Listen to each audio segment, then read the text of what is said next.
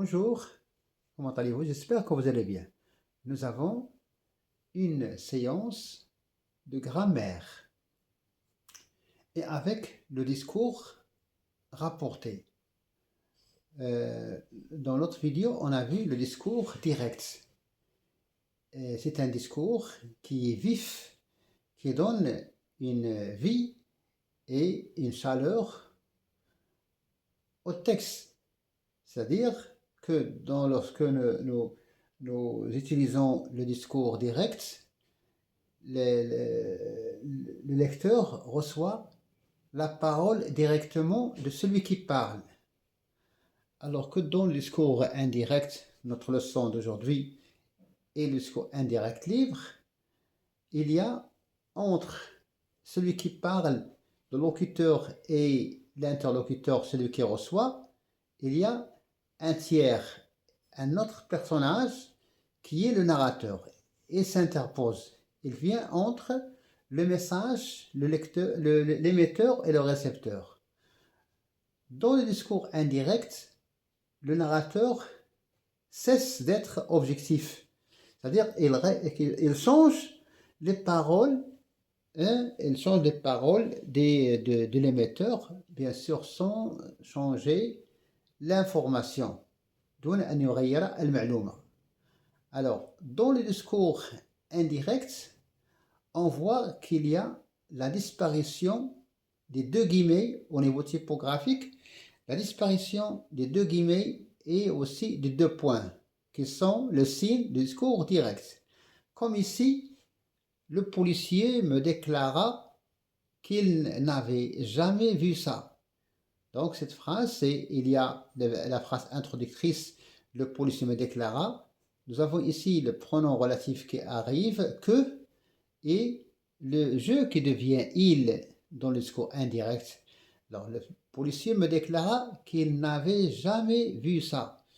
Donc nous avons ici, à l'origine, la phrase était au passé composé. Il a vu ça, il n'a jamais vu ça, il n'a jamais vu ça. Alors au discours indirect, ça devient il n'avait, le plus que parfait, il n'avait jamais vu ça. Alors au discours indirect libre, on ne sait pas qui parle.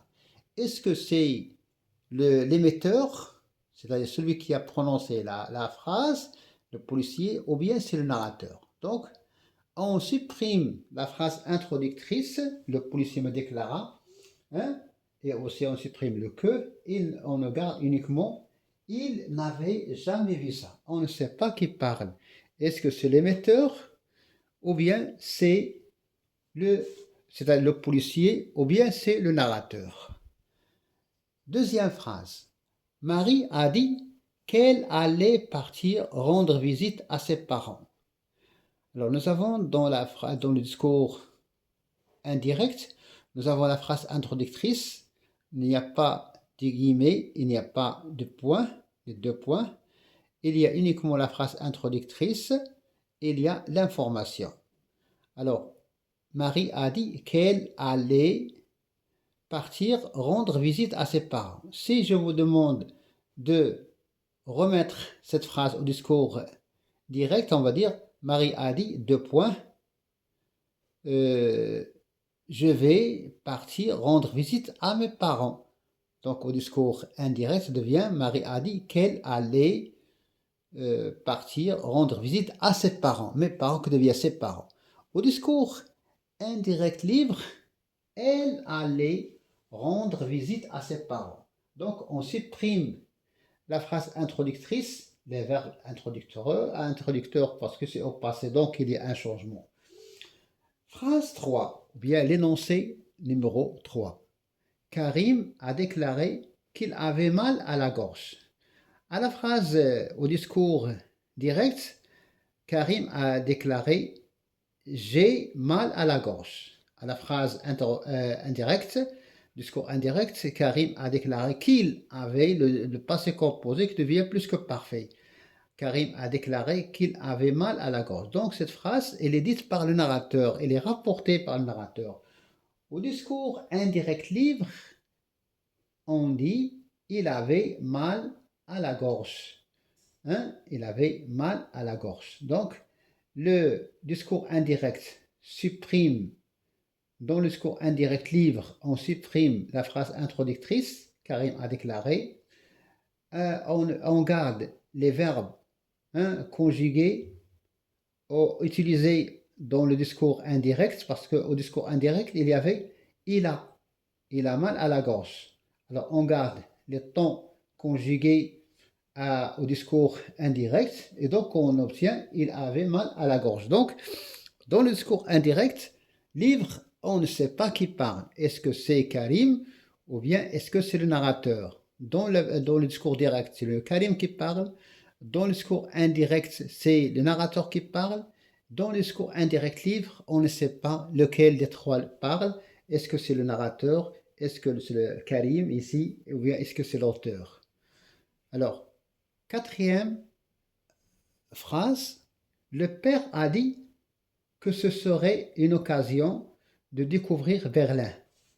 Au discours indirect, le père a dit, deux points, ce sera une occasion de découvrir Berlin. Donc c'était au futur, et le futur, ça devient conditionnel. Le père a dit que ce serait conditionnel, une occasion de découvrir Berlin. D'accord? Alors, à la phrase, au discours indirect livre, ce serait une occasion de découvrir Berlin. Donc, l'instance, celui qui parle, on l'ignore. On ignore que celui qui parle dans le discours indirect livre. Donc, c'est livre, on ne sait pas qui parle. Là, la dernière phrase, la mère répondit qu'elle pouvait travailler seule. À la phrase, c'est une phrase au discours indirect. Au discours indirect, la phrase introductrice reste inchangée, elle est invariable, il ne change pas. D'accord? Mais on peut distinguer que lorsque nous avons le verbe présent, il n'y a pas de changement. Mais lorsque nous avons le temps au passé, il y a un changement dans la phrase ou bien l'énoncé, le discours. La mère répondit, nous avons ici le passé simple, la mère répondit qu'elle pouvait travailler seule. Alors, on voit bien qu'au discours direct, la mère répondit, deux points, les guillemets, je peux travailler seule. Alors, au discours indirect, c'est devenu, la mère répondit qu'elle pouvait, le présent qui devient imparfait, qu'elle pouvait travailler seule. Travailler à l'infinitif parce qu'il y a un verbe avant. Au discours indirect livre, elle pouvait travailler seule. Alors, on a supprimé la phrase introductrice, la mère répondit, et on a gardé le verbe à l'imparfait, comme c'est le cas, comme il est dans le discours indirect, pouvait travailler seul. Donc, il n'y a pas, on ne sait pas qui parle. Est-ce que c'est le narrateur ou bien est-ce que c'est le personnage, l'émetteur? Merci, bonne chance.